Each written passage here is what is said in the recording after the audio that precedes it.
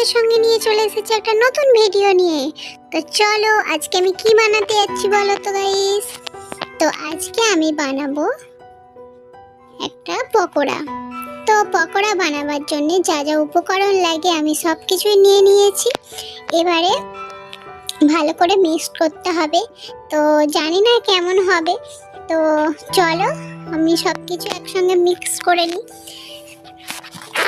তো আমাদের বাড়িতে ফ্রিজে ছিল রুটি, তো রুটিগুলো কেউ খাচ্ছিল না, পড়েই ছিল। তো আমি ভাবলাম তো চলো রুটিগুলো কেন ফেলে দেবে, তো বলছিল যে রুটিগুলো মাছকে খেতে দিয়ে দেবে, পুকুরে দিয়ে ফেলে দেবে।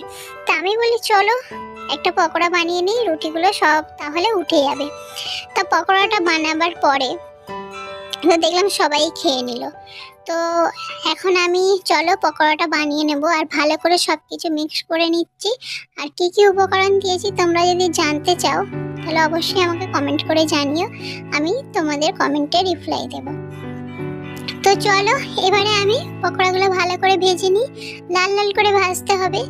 আর এমনিতে মাখানোর সঙ্গে সঙ্গে দেখে তো জিভে জল চলে আসছে। আর তোমাদের কার কার জল চলে আসছে অবশ্যই কমেন্ট করে জানিও। তো চলো পকোড়া এখন ভাজছি। তো আমি কোনোদিন ভাজি না, মানে আগে কোনোদিন ভাজি না, তো এই রেসিপিটা আজকে নতুন বানালাম, তো জানি না কেমন হবে। তো চলো খেয়ে দেখি। তো এখন আমার ভাজা কমপ্লিট হয়ে গেছে, এবারে খেয়ে নিই। টাটা।